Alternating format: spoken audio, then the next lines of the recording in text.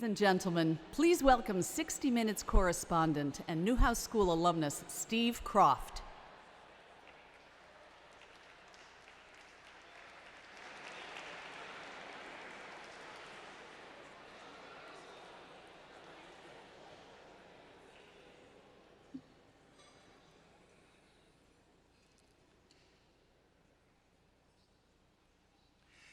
Good afternoon, everyone, and welcome to the 13th Annual Mural Awards Ceremony. I'm Steve Kroft, a proud Newhouse School alumnus and a trustee of the university. This spring, the Newhouse School lost a dean, and journalism lost a champion. Many of you knew and loved Lorraine Branham, who died in April after a brave fight with cancer. We feel her loss here today, and we could not go forward with this program without taking a moment to acknowledge what she meant to the school and to all of us. It's my honor to be here today to pay tribute to her. Lorraine Branham was a trailblazer. In 2008, she became the first woman of color to serve as the dean of the Newhouse School or of any school at Syracuse University. She was a mentor and an inspiration to many students, but especially to young women and minorities working in the business who are part of her legacy. She had also been a trailblazer during her journalistic career, working as a newspaper reporter, first in New Jersey, then for the Baltimore Sun, before joining the Philadelphia Inquirer as an editor, a position that she held for nearly a decade. In 1996, she moved south, where she became the first woman and the first African American to be the executive editor of the Tallahassee Democrat, a paper that's a powerful voice in the state capitol and a political kingmaker in Florida. She began her career in academia as director of the journalism school at the University of Texas in Austin before coming to Syracuse and becoming dean. She prevailed over 300 other applicants. When she took the helm at Newhouse, communication schools, along with communication industries, were all scrambling, trying to keep up with the massive changes in technology. Through her vision and determination, as well as her charm, she transformed the school and kept it relevant, from the development of satellite campus programs in Los Angeles and here in New York City, to an increased emphasis on innovation and entrepreneurship in the curriculum, to a major fundraising effort that led to the school's dazzling newsroom and production studios, which are now the centerpiece of Newhouse facilities. Newhouse offers programs that cover all areas of communications, but Lorraine's passion was always journalism, and she infused the program with a sense of what it was really like to work in a newsroom and the ethical challenges and adventures that awaited the students. She was serious about the role of the Newhouse School in defending and strengthening the field of journalism, not only through the training of the next generation of journalists, but also through programs like the Toner Prize for Excellence in Political Reporting, the Tully Free Speech Award, and of course the Mirror Awards, which she loved. Lorraine was present for all but the first Mirror Awards ceremony. She was immensely proud each year of the nominees and their work, and proud that the Newhouse School was able to showcase the important role of journalism in our democracy. So thank you all for being here and allowing us to do it one more time. Please raise a glass.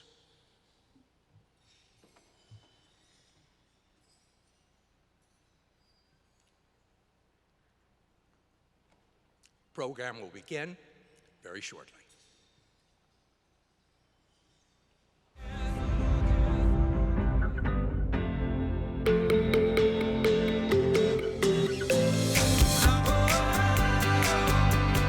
These are the days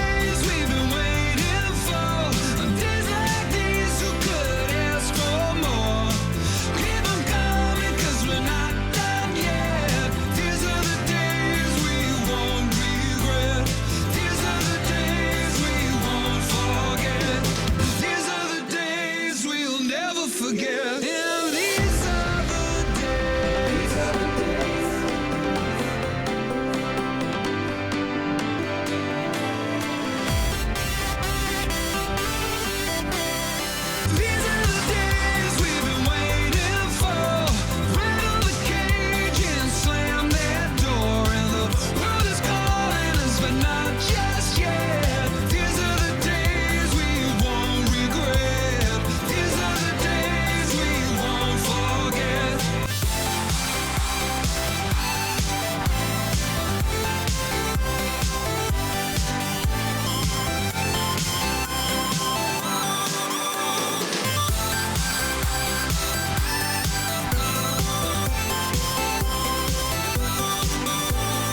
These are the days we'll never forget.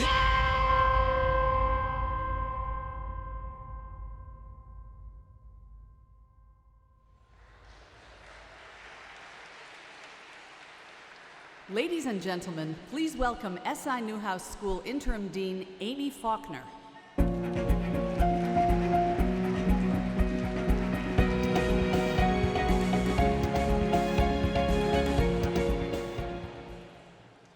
Good afternoon, everyone, and welcome. I am Amy Faulkner, Interim Dean of the Newhouse School at Syracuse University. I have to begin by thanking Steve Croft for that lovely tribute to our late and beloved dean. Lorraine loved the Mirror Awards, and I can almost feel her spirit here today, enjoying the festivities with us. Now, on to our program, and please continue to enjoy your lunch as I speak. Let me first acknowledge the elephants in the room, or rather, the giraffes, cheetahs, and zebras. You can thank Discovery for your plush seatmates today. They are a kind of sneak preview of the upcoming Discovery series, Serengeti, which follows a cast of African wildlife over the course of the year.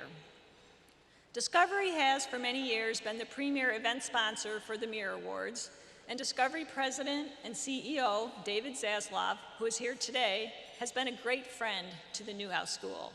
Thank you, David.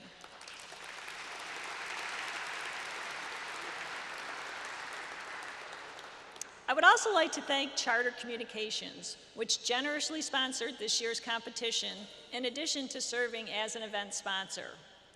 I thank our luncheon co-chairs, Nobi Bergman and Tom Rutledge, and our Master of Ceremonies, Allison Camerata. And I want to thank all of you for being here today. This is the 13th time we had gathered to celebrate the Mirror Awards and to celebrate the vital role of a free press in our society and our democracy. The work of the Mirror Award finalists also serves as an inspiration to our journalism students at the Newhouse School who are training to take on that role in the future. You are helping us do that through your presence here, with your financial investment in the Mirror Awards, which helps to fund scholarships for our students. So thank you. Today we will present 6 Jury Journalism Awards, including 2 special topic awards for this year. One on social media in the crosshairs, and one on journalists or journalism in peril. 2 topics that have dominated the news cycle and elicited some stellar reporting. We will also honor Jeff Zucker of CNN and Warner Media with the Fred Dressler Leadership Award, and Twitch with the i3 Award for Impact, Innovation, and Influence. Thank you to Jeff Zucker for being here, and to special guests David Zaslav, Garvey Candela, and Win Stocks for helping us present these honors. Next, thank you to the many alumni, faculty, and friends of the school who served as judges and organizers for the awards competition. I want to extend a warm welcome to those of them who are in the audience today and were able to join us. A special thank you as well to Syracuse University Chancellor Kent Severud, his wife, Dr. Ruth Chen, and Provost Michelle Wheatley. I'd also like to thank members of the Syracuse University Board of Trustees who are in attendance today. I would be remiss if I didn't thank our friend, Donald Newhouse. His unwavering support and ongoing support of the school means so much to us. I would be doubly remiss if I didn't thank my beautiful wife, Colleen Brown, who ironed my dress and got all the wrinkles out today. I'm wearing this dress as a tribute to the rain, so I'm rocking the orange today. Thank you, Colleen. Finally, we are delighted to be joined by some of our students and recent graduates. Now, on to our program. Please join me in welcoming our Master of Ceremonies, CNN anchor, Allison Camarada.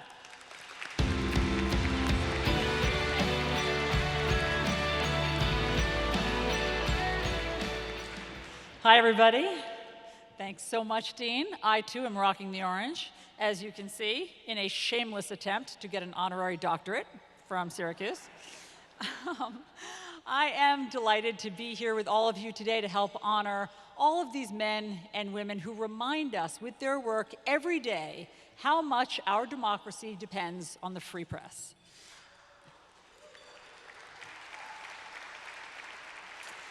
And I am particularly thrilled to be here to watch my boss, my mentor, and my friend, Jeff Zucker, receive an award today. In these turbulent times, I can tell you that there is no cooler head or steadier hand in the newsroom than Jeff. Journalism today requires a strong dose of Ernest Hemingway's definition of courage, which is grace under pressure, and Jeff defines that. And because tone comes from the top, his spirit infuses CNN, and it makes it not just the world's most watched news organization, but a place we are all proud to work. So I am told how important it is to keep the program moving today and get everyone out on time. Plus, as a morning anchor, it's almost my bedtime, so I am going to begin the awards now. So please continue to enjoy your lunch and your dessert as I bring you the juried awards. We begin now with the juried awards. Over the past 2 months, our double tier of judges whittled over 179 entries down to 24 finalists in 6 categories. So the results provide a snapshot of the major media moments of 2018, and they remind us of what was important, what has changed, and what is at stake. So this year's entries delved into topics ranging from ad fraud to politics, to the Trump presidency, of course, to racism, and of course, social media, journalism in peril, and the Me Too movement. This year was also a year when many entries covered many platforms. So you'll see things from radio broadcasts, documentaries, online articles, podcasts, to traditional print articles in both magazines and newspapers. And now, the 2019 Mirror Award winners. First up, we have the Mirror Award for Best Single Article or Story. The finalists are Face the Racist Nation by Jesse Brenneman and Lois Beckett for WNYC Radio and Guardian USA.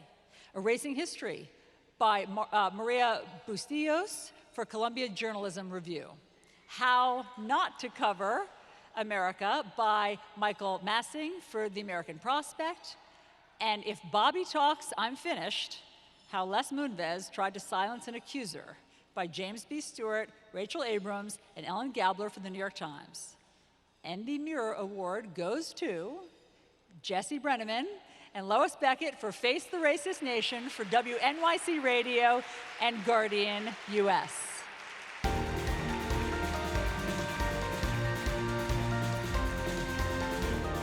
And just to give you a little bit of context, while they come on up, I'll just tell you what the judges thought about this and how they decided. The judges said that this was an outstanding piece, it was uniquely produced, and it gets stronger and stronger as it goes along. The narrative and the interviews in it, they said, were spot on. Step right up. We'll come follow me right over here. Congratulations.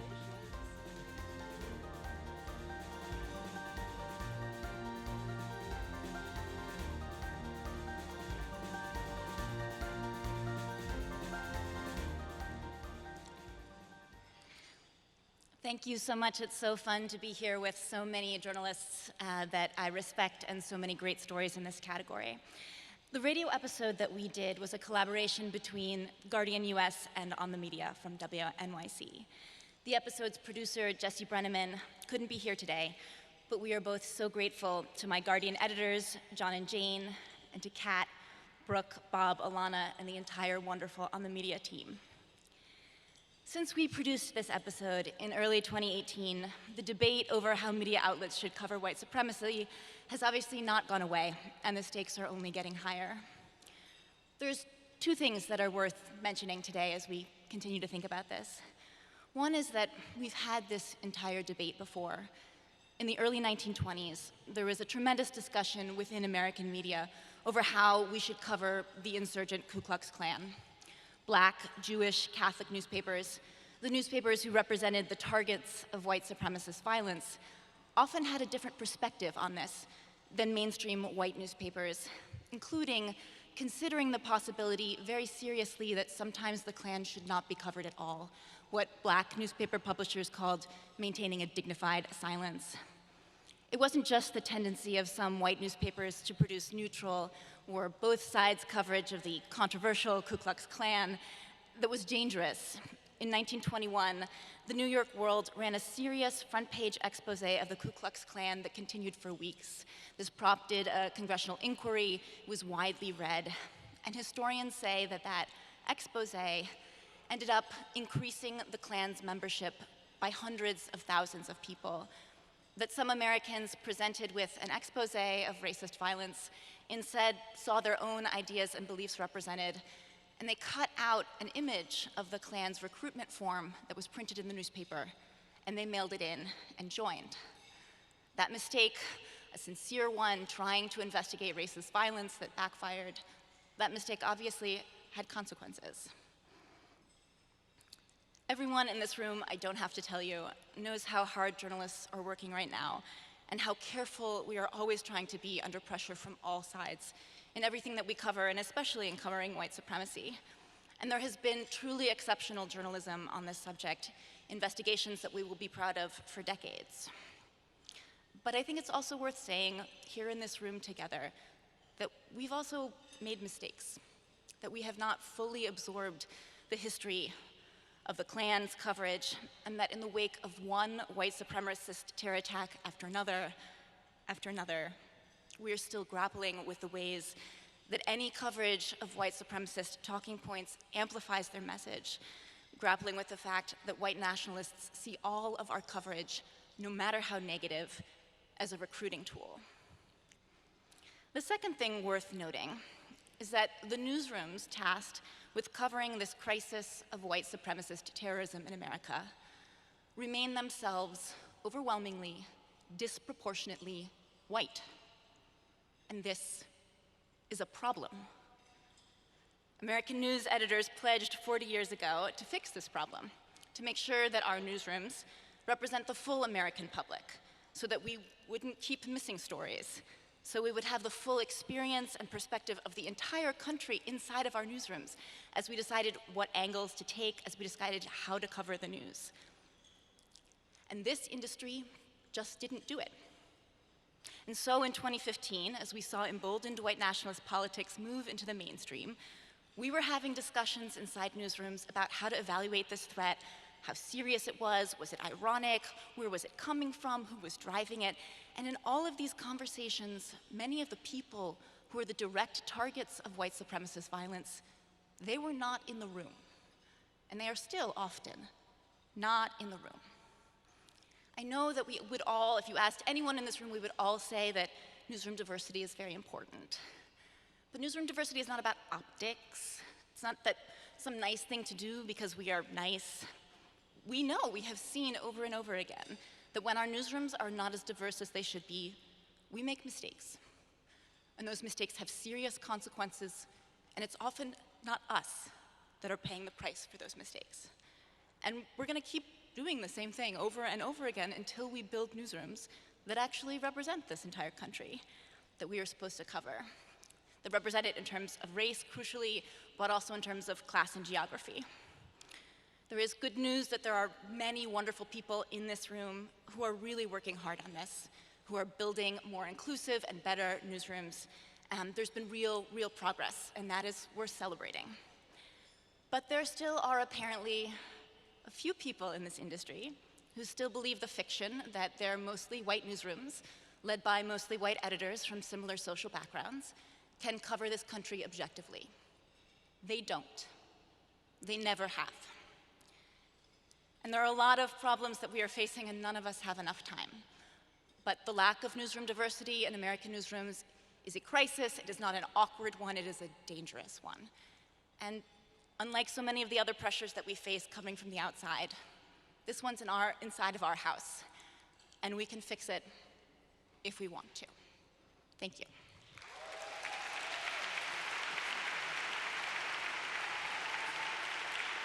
Thank you so much for that powerful and candid message for journalists. Our next award is for Best Profile, recognizing a carefully researched and sourced piece about an individual or an organization noteworthy in the media industry. The finalists are James O'Keefe, Can't Get No Respect, by Tim Alberta for Politico, Winning by Patrick Raddenkeefe for The New Yorker, The Skim Brains by Noreen Malone for The New York Magazine, The Puzzle of Sarah Huckabee Sanders by Jason Schwartz for Politico, and Broad's Save America by Hannah Smothers for Cosmopolitan. And the Mirror Award goes to Tim Alberta for his piece, James O'Keefe, Can't Get No Respect for Politico.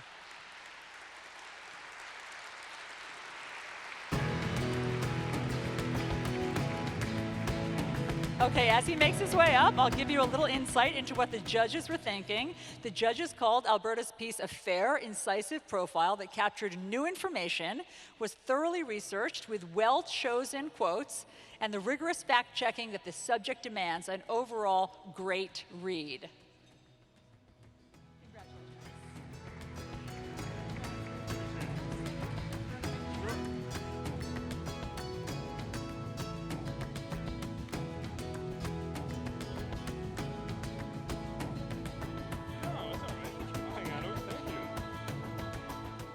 Hi. Wow, you guys are fired up. How's everybody doing? Good?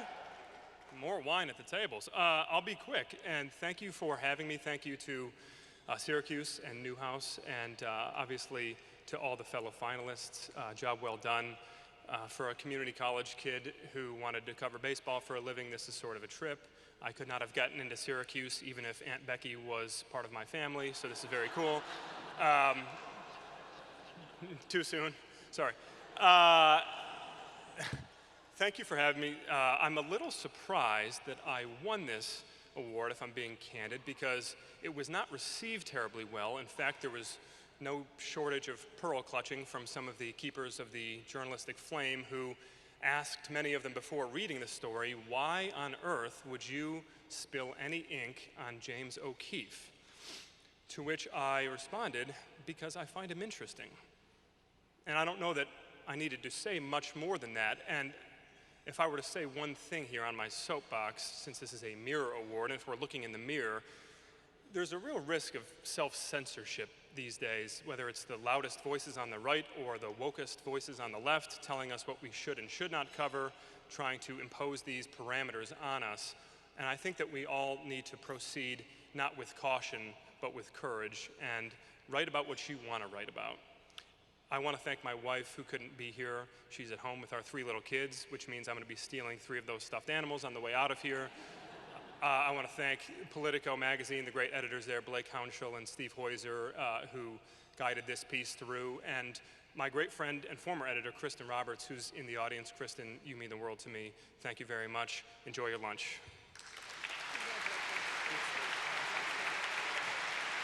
Thanks so much, Tim. Okay, moving on to the Best Commentary category. We honor those writers who demonstrate analytic skills, a unique voice, and deep knowledge of the issues. The finalists are Missing the Story by Jelani Cobb for Columbia Journalism Review, The Great Remove by Sarah Jones for Columbia Journalism Review, Carlos Maza for Vox for his piece, The Trump, Fox and Friends Feedback Loop Explained. The Nunes memo fiasco shows how politicians troll the media and the big problem with comparing Nixon to Trump. And David Zurwick for the Baltimore Sun for his piece, Mayor's Call to Change the Narrative is not the answer to Baltimore's perception problems. Covering Trump as media figure challenges my core journalistic beliefs more and more. And Kavanaugh Media Takeaway, it takes more than TV hearings and hashtags to change the culture. And the Mirror Award goes to Sarah Jones for her piece, The Great Remove for Columbia Journalism Review.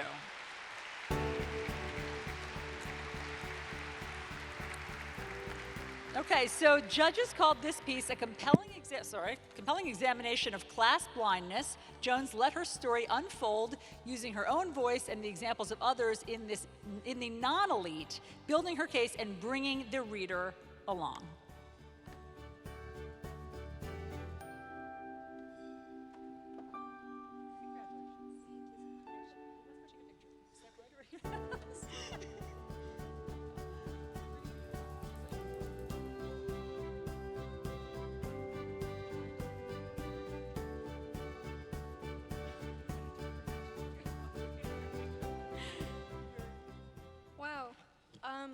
bother a lot of people.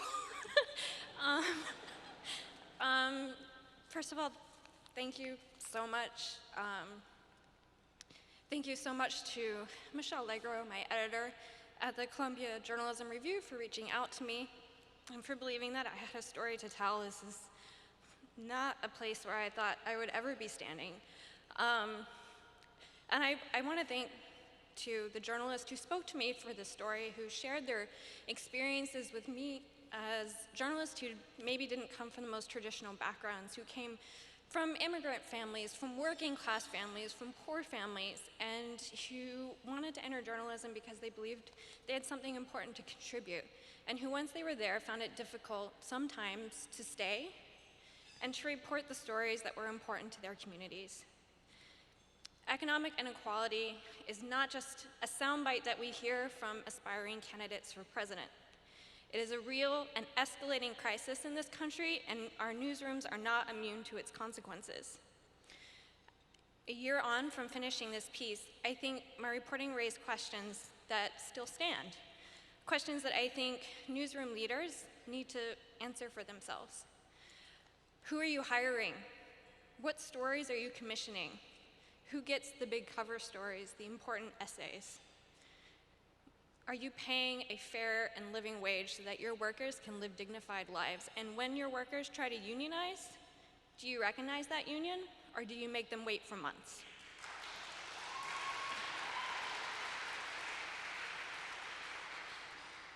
The way that we answer these questions will determine whether or not we live up to the most important, the loftiest principles that our industry espouses, whether we hold up a mirror to power or whether we are part of the problem.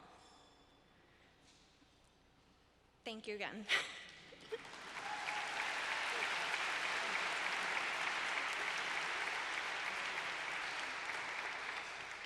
Great job, Sarah. Okay, so in addition to the traditional award categories, this year's Miro Awards competition include two special categories, and they were created in response to the intense attention to and the coverage of these topics. So they are the best story on journalism or journalism in peril, and the best story on social media in the crosshairs. So first up, we have the best story on journalists or journalism in peril.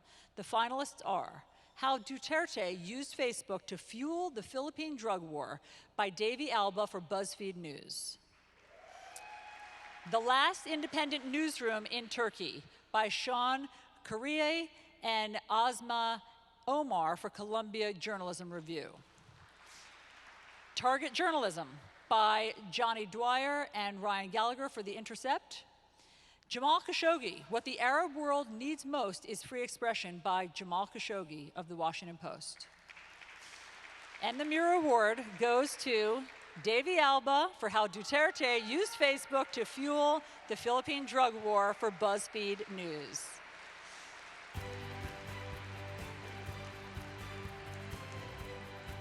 Okay, I'll tell you what the judges said. They called Alba's reporting deep and colorful.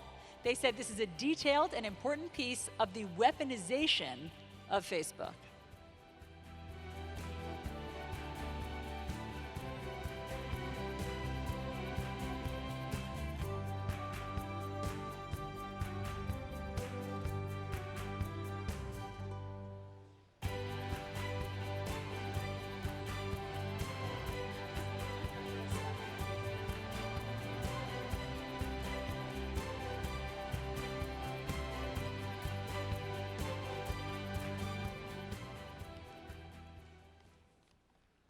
Thank you. I'm honored to be in such good company here. Congratulations to the other winners. I'm grateful to have a story about the country I grew up in, read and celebrated by others in the industry. It feels unlikely for me, an immigrant from the Philippines, to be getting this honor right now, and for the US media to care so deeply about what is going on with the state of Philippine democracy. But I'm endlessly thankful for all the things that have made this moment possible. Now more than ever, it's a privilege to be doing work that shines a light on the forces that have put the media in peril. Not many people have the opportunity, but we in this room do. And I feel proud of this, and proud of the journalists everywhere fighting back against the tide and working day in and day out to report the truth. I would be remiss to not mention my hope that, in addition to doing good work, our industry can move towards making journalism a field that is equitable, fair, and truly stable to work in. Earlier this month, at a luncheon honoring young journalists, I discovered that a colleague who was being recognized for having written the best national story in the US was also working 5 nights a week as a bartender to be able to support his family. At BuzzFeed News, where I work and where several of my colleagues present here who have also been nominated work, our request for our newsroom's union to be recognized has dragged on for 122 days. The awards today are supposed to recognize the best stories in media, and an increasingly crucial one is the media unionizing movement. Journalism is a fragile industry, but the more workers band together in solidarity, and the more the institutions and managers we work for understand the movement to be a way to make the important project of reporting the news stronger and not weaker, the better off, I believe, media as a whole will be. Thank you again.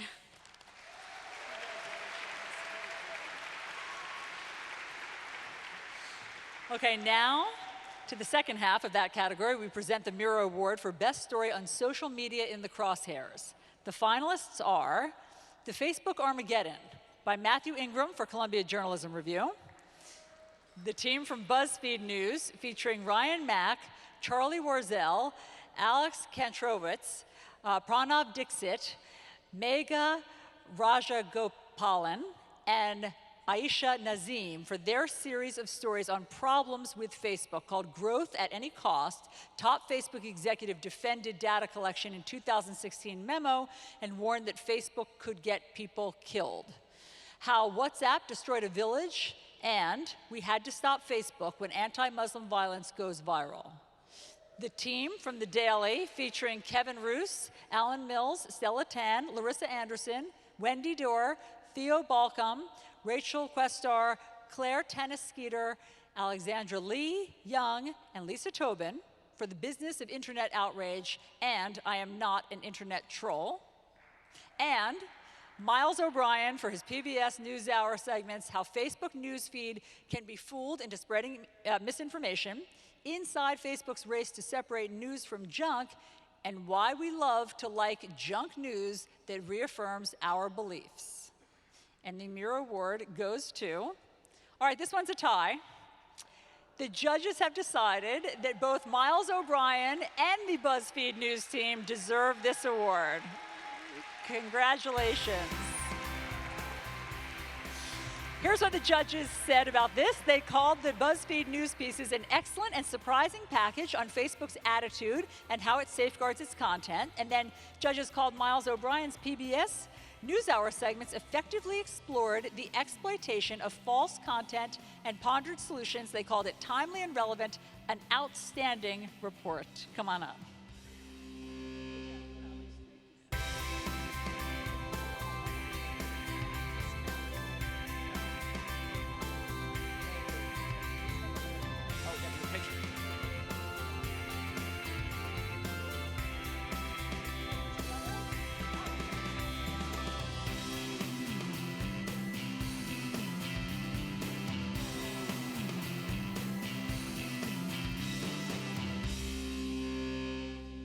So I'm here with Cameron Hickey, the producer, who of course made me look good. You know how this business works. It takes a village. Thank you to Syracuse University, to Newhouse. Thank you to the judges. Thank you to the PBS NewsHour, the best little news shop in the business, the little engine that could in the journalistic realm. Sarah Just, Marie Jacobson, Patty Parson, my main 3 people there who supported me. So this character, Cameron Hickey, came to me more than a year before these pieces aired, and he said, I've got this great idea. I want to build some software, and I want to figure out fake or junk news. But it's going to take some time, and it's going to be, I need some time off, and I've got this little company that does, I do pieces for PBS. I'm a freelancer, emphasis on the free. I mean, I drive an Uber on the side to pay the rent, and pretty much. And I said, this is going to cost us an arm and a leg. And I got a discount. It's okay. So, got to go for the low-hanging fruit, right? So we did it, and I had to cobble together money. Thank you to the Knight Foundation for kicking in. Thank you to the NewsHour for being understanding of the cash flow considerations of all this. The investigation went on its way, and it led us to one of the most prolific purveyors of fake and junk news on the internet, and it also led to Cameron's grandmother. And that was where it got very interesting. And I'll let him pick up the story from there because this was his passion project, but thank you. Thank you so much. Thanks to Syracuse and to all of the other nominees. There's so much work here represented today that I really admire, and I'm just really proud to be a part of this. And particularly, I want to thank Miles O'Brien. He supported this project in a way that I don't think I would have expected anyone to. He let us spend the time that we needed to do the scale of story that was worth telling, and really surprised me in terms of the feedback that we've gotten. But most of all, I want to thank my grandmother. Her voracious appetite for junk news, combined with her willingness to let us interview her and learn more about it, is really what was the signature element of this set of stories. So, Betty Manlove, thank you so much. I want to just talk a little bit about the stories and the issues that we have to deal with.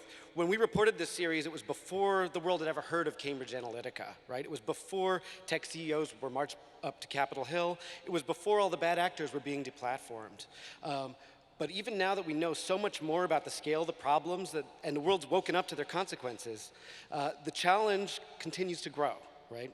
As an industry, we're struggling to keep up. The platforms that enabled this explosion of junk news, manifested as propaganda, disinformation, hate, they now struggle with this tension between individual privacy and collective transparency. As a result, our job has become more difficult.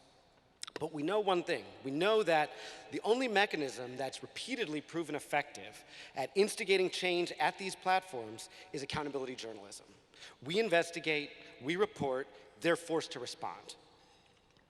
If we're going to continue to be effective at holding these companies accountable to the public interest, we need to work harder and focus more directly on the ways that we can be supportive and collaborative with each other. Our numbers are shrinking and our obstacles are growing, but we will continue to have meaningful impact when we work together. Thank you.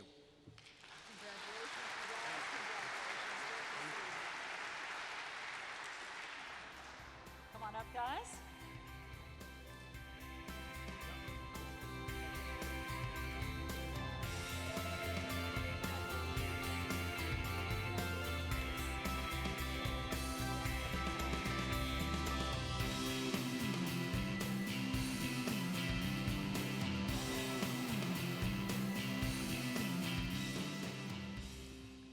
Hey guys. First off, I want to say on behalf of Mega, Charlie, Alex, Pranav, and Aisha, thank you to Syracuse for selecting us. I'll keep it short. And also thanks to Ben Smith and the BuzzFeed newsroom for believing in us and letting us continue to report on this subject. It's a great place to work, and we'd like to keep it that way, so please recognize the union.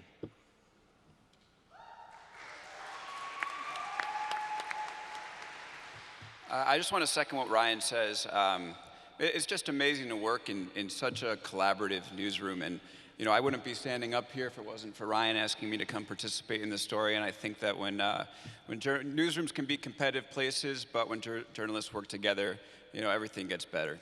And then the last thing I'll say is that, man, we have a lot of work left to do, and there's so much more to unearth inside Facebook and Google and the rest of the tech companies. So we're going to savor this moment and get back to work, and we'll hopefully see you guys up here again soon.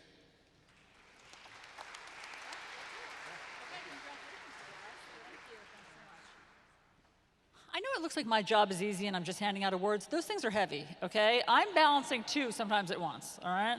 They're like barbells. You guys are being so patient. We only have 15 awards left. Okay, this is the last one. This is the final juried category, the John M. Higgins Award for the best in-depth enterprise reporting. As a cable industry beat reporter and then as an editor at Broadcasting and Cable, John Higgins exemplified fairness and excellence in media reporting. So with this award, we honor a reporter or team of writers who tackled big issues with keen analysis and excellent reporting. And the finalists for the 2019 Higgins Award are CJR Special Report Photojournalism's Moment of Reckoning by Kristen Chick for Columbia Journalism Review. Ronan Farrow for The New Yorker with his articles Trouble at the Top and As Leslie Moonves Negotiates His Exit from CBS, 6 Women Raise New Assault and Harassment Claims. Craig Silverman for his BuzzFeed News articles, Apps Installed on Millions of Android Phones Tracked User Behavior to Execute a Multi-million-dollar Ad Fraud Scheme. And Mark Warner is pressing the FTC to tackle digital ad fraud after a BuzzFeed News investigation. And this ad fraud scheme stole millions, but almost no one wants to own up to it. And the Mira Award goes to Ronan Farrow for a series of investigative pieces on Les Moonves for The New Yorker. About Farrow's work, here's what the judges said: it is hard to express anything but admiration for the job that Ronan Farrow has done and continues to do. Farrow's investigative work has obviously been a game changer. This is a powerful piece of reporting that does what journalism is supposed to do: bring truth to power.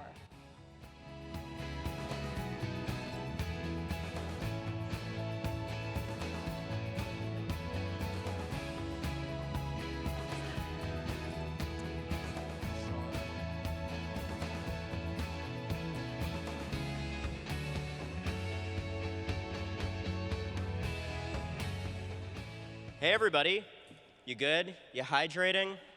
I won't take more of your time, I promise. This is a huge honor. Thank you to the Newhouse School for recognizing this kind of reporting. Thank you to Allison, who consistently uses her platform in a powerful way. Can we get a moment for Allison, guys? You know, when you work in television especially, you run into people who talk about media reporting like it's something soft or supplemental. And being in this room with these reporters I admire so much who are on this beat and reporting this story on CBS are both reminders of the fact that that is not true, not even close. When a culture of corruption and cover-up flourishes at a major news organization, at one of our great institutions of reporting, when there are lies being told to us by networks we trust, the cost is not just those institutions. The cost is our democracy, it's our future, it's our freedoms. There's a battle happening right now for the soul of this country. This is a time of mistrust. Some of it is earned, some of it is not earned and is driven by partisan hatred of what the press does. We're beset by changing consumption habits, by authoritarian rhetoric that seeks to turn us into enemies of the people, by corporate consolidation that interferes with what we do. All of you are familiar with all these challenges. And when we lose that battle for the soul of the country, for the trust of the country, we lose everything. And we only win by keeping this precious institution that I am so honored to be a part of, pure and transparent and at its maximum capacity to do the job that we all know is so important, the job that alone amongst all professions is protected explicitly by the Constitution. We need to keep this precious and important thing honest and transparent, and the best it can be. And you guys are all doing that. You are banging your heads against the wall every day, making sure it happens. Reporting on ourselves is the only way we keep that momentum going. It's the only way we maintain that trust. It is one of the most important things that we can do as journalists. It means burning bridges sometimes. It means alienating people. It means giving up job opportunities. It's not always easy. A lot of you have been through that. And I look out across this room, and I'll be completely honest. You'll have to forgive me. I've been on deadline. I haven't slept. I'm a little punchy today, guys. I see some people who have lied to protect power in the way we're all decrying today, who have lied to the public, who have lied to the New Yorker. In one case, after we fact-checked, even came back and apologized for lying. And I said, well, maybe go on the record and say that. But I also see a far greater number of people who are pushing back on that exact culture of corruption, who really care about what we do and who keep it vital and transparent. And I think if you all keep going, if you do the kind of work that we've heard about over and over again today, then we've got a shot at winning that fight. And all of our futures will be better for it. Thank you so much for what you guys do. Seriously.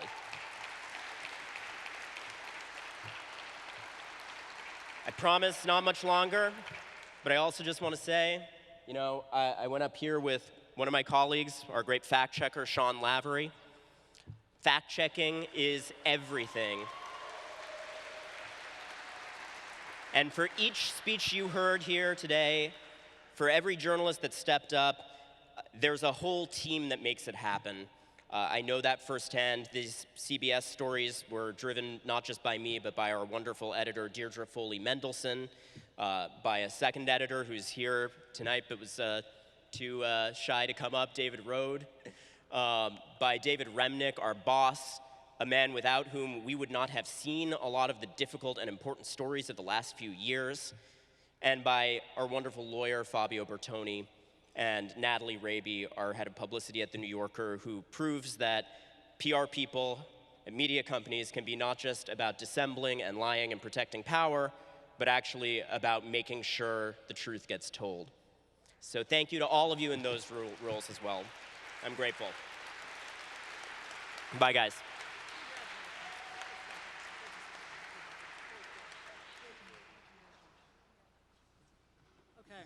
Congratulations to all of our juried award winners. And now it is time to present the I3 Award for Impact, Innovation, and Influence. And this award is given by the Newhouse School to recognize an individual or an organization that has captured the public's imagination about the potential or the importance of the media in some sort of unique way. So the recipient of this year's I3 Award is Twitch. And here to offer remarks is Wim Stocks. He's the CEO of World Gaming and Collegiate Stargate. Come on up.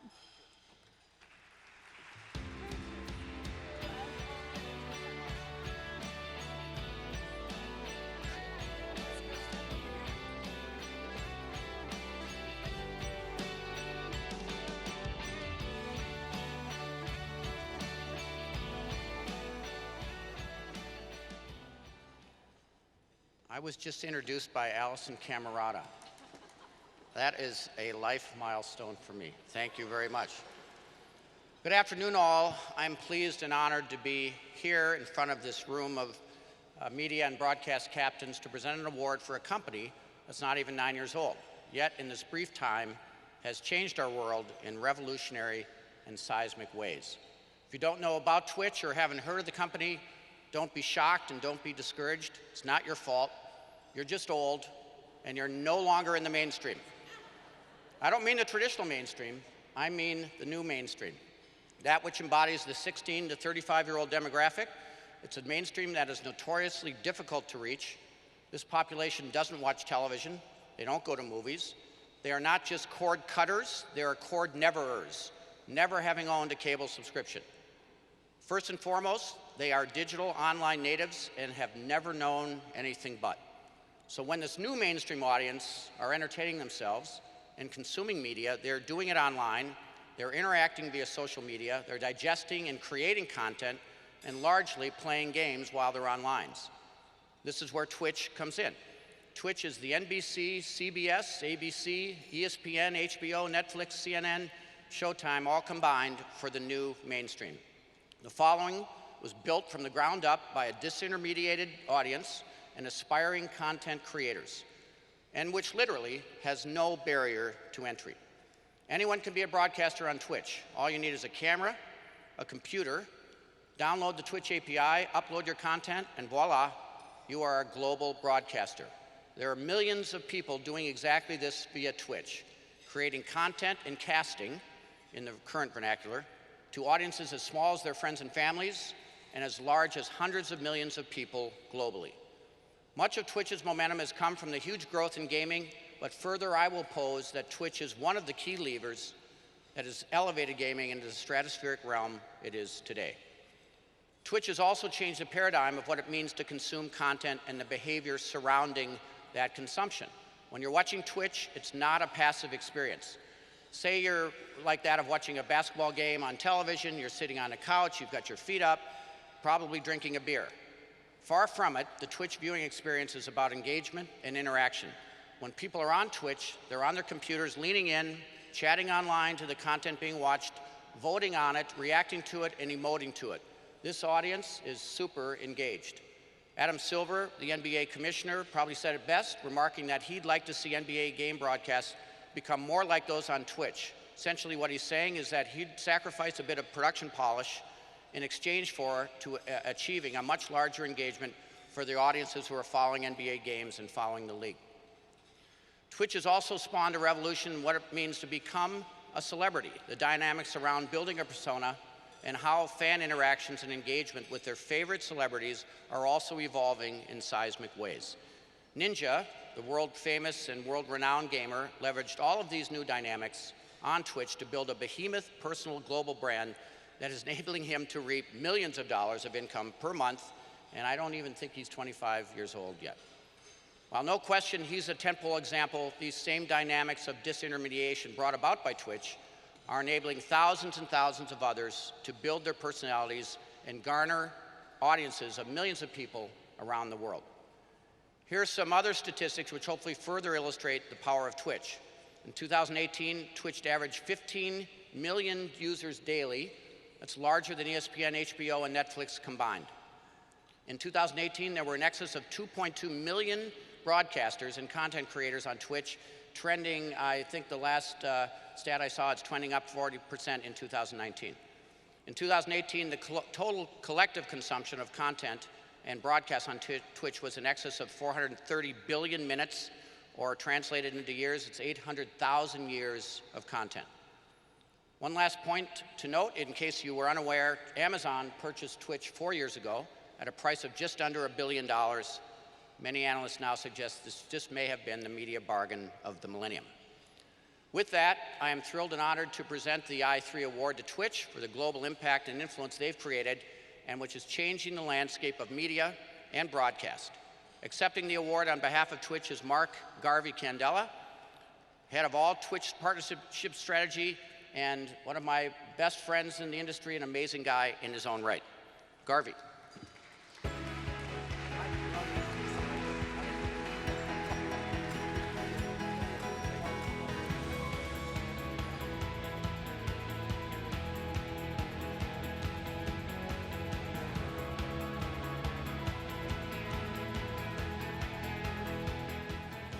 It's really hard to follow up on Wim. He's so eloquent and well-spoken.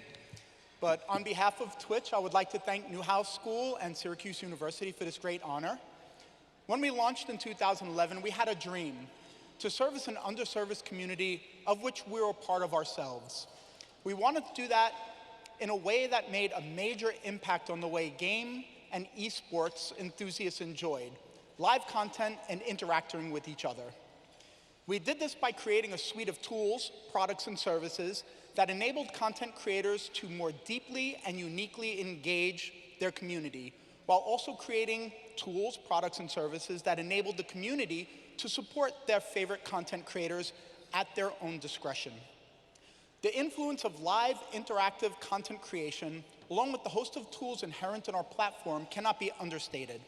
Whether it's our content creators like Ninja, who Wim had mentioned, who has brought esports and gaming into the mainstream, so I've read, to Apex Legends, breaking records of viewership on Twitch with almost 8.3 million hours broadcast and consumed on our platform in one day, which led to the game having 25 million players in their first week, and that was outstanding. A side note, it grew to 50 million users in 2 weeks, shattered every kind of record you could think of. So there can be no doubt that Twitch and our broadcasts have become major influencers in our own right.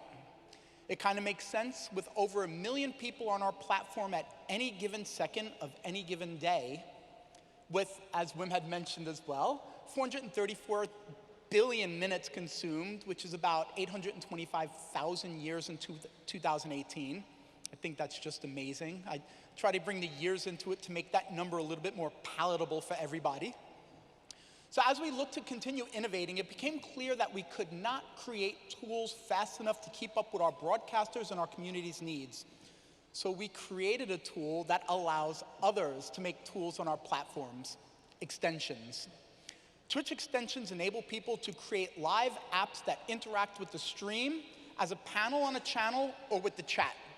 This allows our community to create interactive experiences such as minigames, leaderboards, live gear information, and more. Now innovation is in the hands of those we serve, and experience has already proven that this is absolutely the future. We're also innovating on what types of content can live on our platform, from sports to music to just chatting. As our community grows and evolves, we listen and we grow with them. Of note, we also had the RNC and DNC on Twitch last year, which was an amazing experience for a lot of 26-year-old people. That's our median age on our platform. To come together and have really great discussions about matters that mean something on a platform that empowers them and gives them confidence that their individual voice absolutely does mean something. And I think that's in the heart and soul of Twitch. It's just a medium to express yourself, have your voice heard, and have like-minded individuals have great conversations with. So again, thank you very, very much.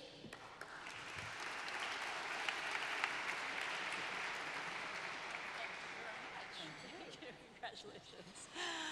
Okay, we close the program today by honoring my friend and boss, Jeff Zucker, president of CNN Worldwide and chairman of Warner Media News and Sports, with the Fred Dressler Leadership Award. The award is named for the late Time Warner Cable executive and Newhouse alumnus, Fred Dressler. It's given by the Newhouse School to recognize an individual who has made distinct, consistent, and unique contributions to the public's understanding of the media. And here to present the award is Discovery President and CEO David Zaslav. But first, please enjoy this video tribute featuring some of Jeff's friends and colleagues.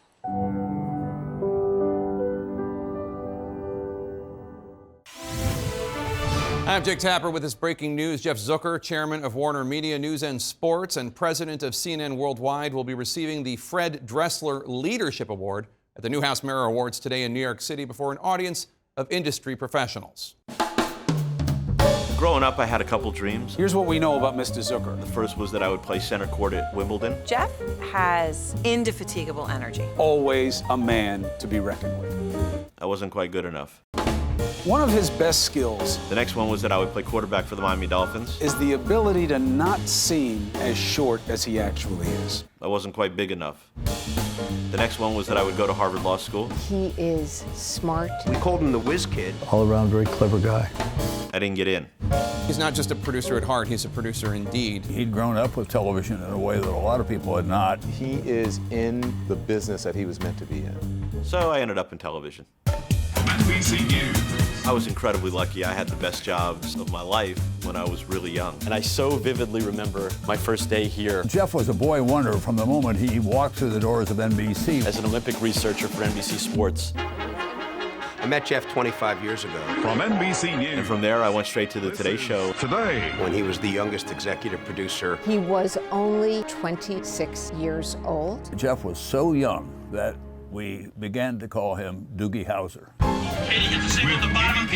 I really feel like he's the heart and soul of the program. Go! One of the first moments I remember, Jeff gave me a chance to fill in for Meredith Vieira on the Today Show. All right, and that's a really great question. He gave me my job at the Today Show as national correspondent. Jamie, good morning. And I think Jeff was willing to take risk and almost remove the veneer of the TV screen from viewers. He had this great optimism. Well, he was viewed by his peers as the new generation of television producers. About NBC. The responsibility to lead this great company is awe-inspiring. About our ability to lead. You know, NBC News continues to be one of the great symbols of this entire company. About our ability to create a great voice around the world. What was important in the news and how to present it in a way that the country would care about it. At the ripe old age of 28, our executive producer, Jeff Zucker, has decided that he's a ready for primetime player. He's moving on. In 4, 3, Look out, Hollywood. 2.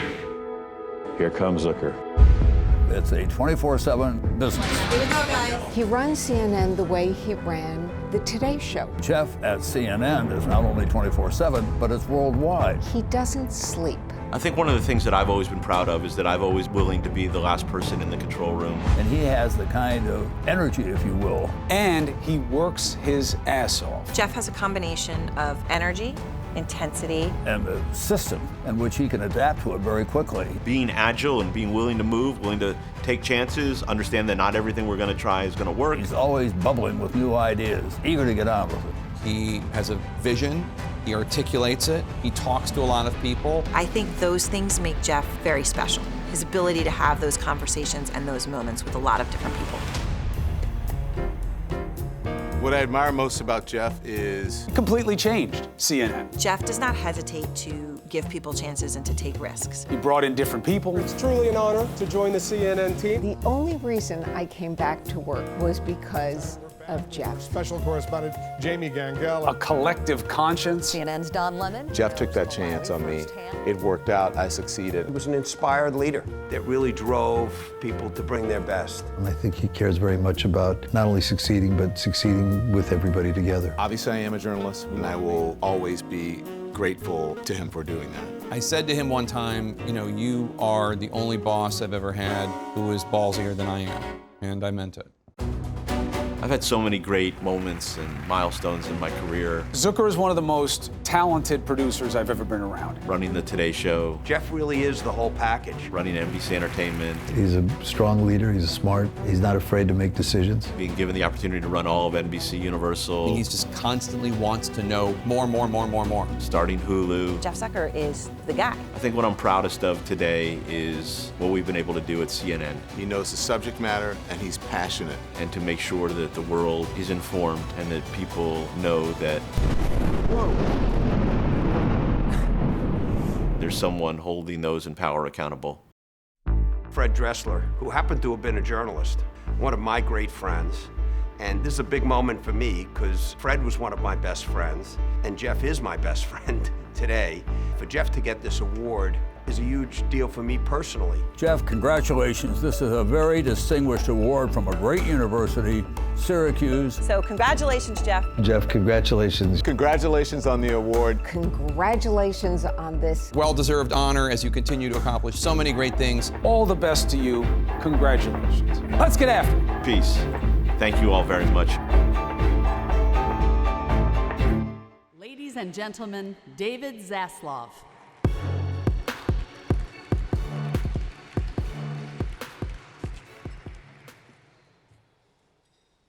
Gotta figure out how I can see, but this really is a great moment for me.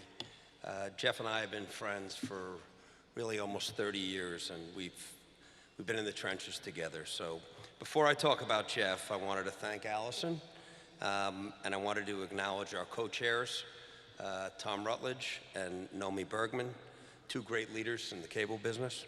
Also here today is the chairman of Discovery, Bob Myron. He's also chairman of sports at Syracuse, so when things go well, it's Bob. And Steve Myron, who's also on our board and a great leader who ran Bright House with such distinction for so many years. I'd also like to acknowledge the Newhouse family and the Newhouse School. I'm a little biased because I'm sort of in the Newhouse family, really. I do feel that way. I'm invited for holidays, and they've adopted two of my kids, effectively, who went to Newhouse very successfully. Allie is here tonight. And there's no better family, there's no more heartfelt or quality family in the world, the Newhouse family and the Myrons. Okay, so I wanted to talk about Jeff. We met 30 years ago when I was trying to build the cable business, and we started up CNBC and Bravo and News 12 Long Island and Romance Classics, and Jeff was running the Today Show. He was the executive producer, and we already saw he was the youngest ever. But we were the young guys, and it was an incredible time. GE owned NBC. Jack Welch was CEO and our big boss up in Fairfield, and GE was the #1 most admired company in the world. It was a time that we would look at each other and we believed that anything was possible. And looking back, boy, were we lucky, but we knew it. And Jeff, with all of this incredible energy and talent and hard work and confidence, he almost single-handedly pulled us along and remade and revitalized NBC. But Jeff really stood at the very core for a foundation of facts. At his heart, he's a journalist. He's found his way back to what he loves the most, even though he's so good at so much. And when Jeff thinks about facts, he talked about starting as the Olympic researcher. Today, he's really in hand-to-hand combat, training and mounting his troops all over the world and fighting for the facts. And he's doing it in a world where facts matter so much, and we've never been more under threat. Because as Jeff has said to me, we can't have a civilized society without factual truth. And that's what you all do, and that's what you all stand for. I also want to talk about a few other sides of Jeff. As a coworker, as a boss, and as a best friend. He didn't just do his job better than anybody else, but he did your job better than anybody else. He was really impressive, but he made all of us feel like we could be better. He brought us along and he made us better. He inspired us, and his passion for our business and confidence was contagious. Because of that combination of talent, hard work, and confidence, Jeff took off it was like a rocket ship. And we were all there to see it. And eventually, we were all on board for the ride. And what a ride it was for all of us at NBC GE. Jeff was promoted to the president of NBC News, president of NBC Entertainment, president of NBC Entertainment and Cable, and then finally to the CEO of the whole company. And during that time, he drove NBC basically to #1 in everything. In the entertainment side, he sent around an embossed glass picture. We had all of the top 10 shows were on NBC. The news division was #1. The Today Show, #1. Nightly News, #1. Meet the Press, #1. And we had the fastest growing cable group in America. Just saying. In honor, Jeff, of your love for late night TV and to instill a little humor in our presentation today, I took the liberty of coming up with 10 reasons why Jeff deserves this Fred Dressler Mirror Award. But for time's sake now, I've cut it down to 4. Okay, so here are the top 4 reasons Jeff Zucker deserves the Fred Dressler Mirror Award. Number 4, Jeff is a fearless defender of journalism and our democracy and a fighter for factual truth. The number 3 reason that Jeff deserves the Fred Dressler Mirror Award.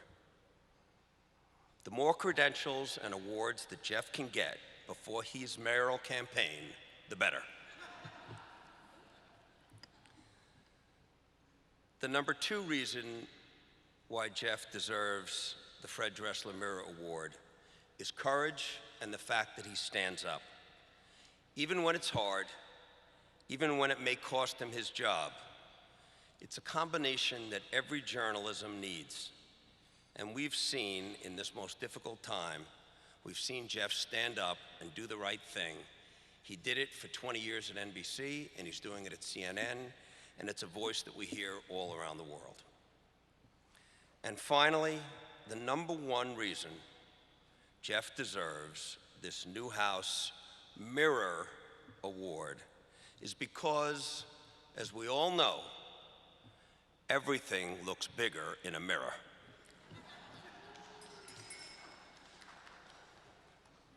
I'm not that tall either, okay? So here we are, Jeff. I get to give you one of my very good friends, Fred Dressler, who was a journalist. He's somebody that taught me a lot. You brought me along, you mentored me, you were my friend, and this idea of giving you the Fred Dressler Award is something that for the last few weeks I've been thinking about and excited about, and it's a great honor and it's a great moment for me. So everybody, if you can give a big round of applause for Jeff Zucker, one of the greatest media leaders of all time, the Fred Dressler Mirror Award.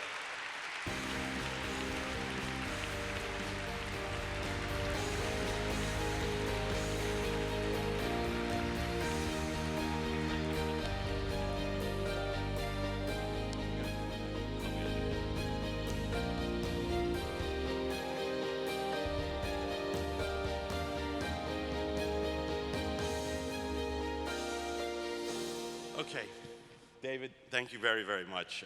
And I'll talk about you in a moment. I also want to mention thank you to everybody who put together that very special bar mitzvah video. And I have to say, wow, I used to have hair. I used to be skinny, and I was young once. And that was a somewhat unfortunate trip down memory lane.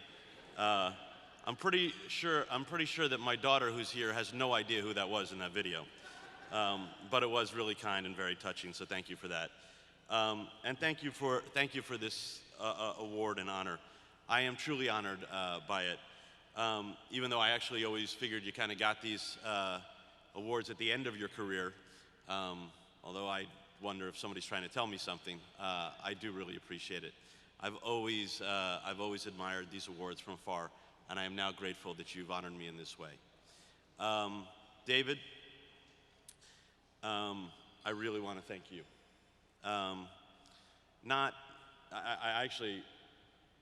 Nobody has ever said such kind things in front of one of my children, so I really appreciate that. But I don't want to thank you for presenting me with this award and for your words, though those were beautiful and kind. What I want to thank you for is being such an amazing friend and person. As David noted, we worked for so many years together at NBC, and the fact is we've become even closer in the decades since David moved to Discovery and I was asked to leave NBC. There is no finer executive in media today, and much more importantly, there's no finer person than David. He's the best friend that anyone could ever want, and I'm lucky that he's mine.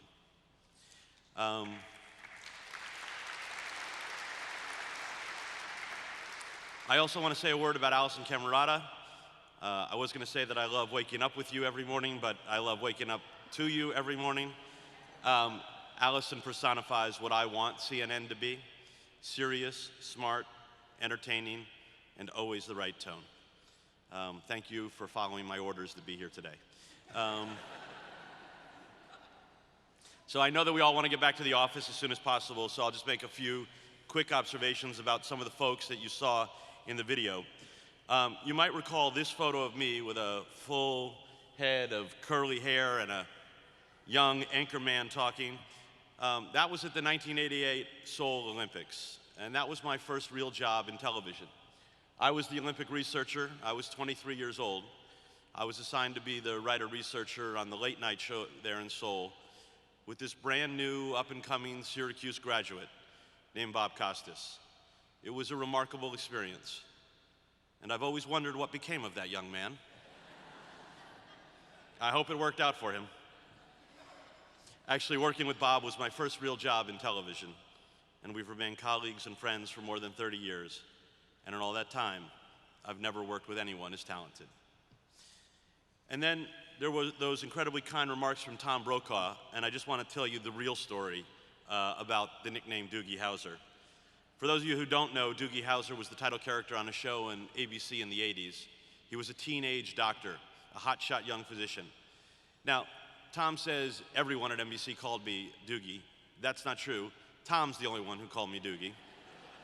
And in fact, I'll never forget the time. I was 26 years old. I was the brand new executive producer of the Today Show. I was on the 3rd floor of Rockefeller Center arguing with Jodie Foster, the actress, face to face over some demands that she had before doing an interview with us. So I'm going at it with her face to face, trying to be really tough and really mature, very professional. It's heated, and all of a sudden the elevator doors open. Off walks Brokaw, who sees only me and says in that loud Brokaw voice, "Hey, Doogie," and keeps walking. I lost all my credibility, and Jodie Foster won the argument. I think all of this just proves that I've been around a long time, and the reality is that I've had a blessed career. It has long fluctuated between news and sports, and I'm fortunate to be able to work on both again now at Warner Media. I've had many positions of leadership through the years, but I would say that my career has only been possible because I've had the incredible good fortune to have done almost all of it with Michael Bass and Alison Gollust, both of whom are here today. Michael and I have been together for more than 30 years, and Alison and I for almost 25. And I would not be here today without either one of them. So thank you to both of you. And that's also the case with Lindsay, who's been with me for most of it too, and I could not do any of this without her. This award, as you heard, is named for Fred Dressler, who was a great leader in the media industry. I knew Fred a little bit, but I know what he meant to our business, and I am humbled to be associated with him. Someone else who's on my mind today is my good friend, Tim Russert. Many of you know he was the Washington bureau chief of NBC News and the host of Meet the Press. In my years at NBC News and the Today Show, Tim and I spoke every day. Tim died suddenly 11 years ago today, and boy, do we miss his voice. No one held those in power more accountable than Tim, and I think a lot about that these days. I want to congratulate each of the winners here today because your work is tremendous and a testament to great journalism and holding those in power accountable. I guess that is what is most important for me to close with. I've had this most blessed career. I've gotten to see places and go to events and meet people beyond my wildest dreams. But none of it compares to the work we are doing now at CNN. I am proud to lead the 3,500 employees there who toil every day here in the United States and around the world in pursuit of the truth. Sadly, the truth is under assault. The press is under attack from the most powerful people in the world, and that is wrong, and it is dangerous. Our job is to hold those in power accountable and to shine a light on the truth. It is not to pick a side or to be unnecessarily confrontational. It is to tell the truth. There has never been a more important time in our lives and our careers. I was thrust into a position of leadership at a very young age. I was 26 when I took over the Today Show. I was 34 when I took over NBC Entertainment, and I was 41 when I was asked to lead NBC Universal. All of those experiences have prepared me for these days. These are the times that require leadership, and I am proud to stand with my colleagues for what is right. I am proud to stand up for the truth. I am proud to stand up for a free press. We are certainly not the enemy of the people. If leadership means not being afraid, if leadership means not backing down, then I am incredibly honored to accept the Fred Dressler Leadership Award. Thank you to Syracuse. Thank you to each of you for being here today. And thank you to each of you for supporting a free, independent, and fair press. Thank you very much.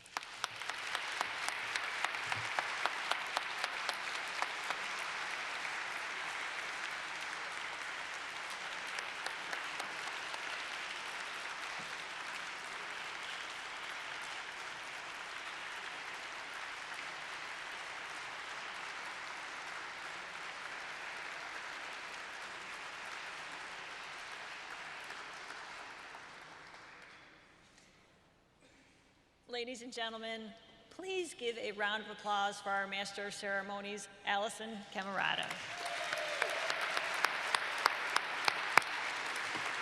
What a wonderful job she did. Thank you so much, Allison. This has been such a fantastic afternoon, and what a wonderful platform for journalism. Truth to power. Facts do matter. Everyone in this room makes a difference. I'd like to add my congratulations to Jeff and to Garvey from Twitch and all of the Mirror Awards, everybody who was a finalist and everyone who was a winner today. Thanks again to our premier sponsor, Discovery. I'd like to ask someone from my Newhouse team to make sure Tim Alberta gets 2 more giraffes or whatever he needs. So that would be awesome. I'd like to thank the Newhouse team, Carol Satchwell, Kay Walters, Amanda Griffin, Jeff Passetti, Wendy Laughlin, Lynn Vanderhook. Everything you do is appreciated. On behalf of the Newhouse School, I would like to thank all of you for your support of the Mirror Awards. We do have some treats for you on your way out, compliments of Discovery, so please grab those. We hope to see you next year. Thank you.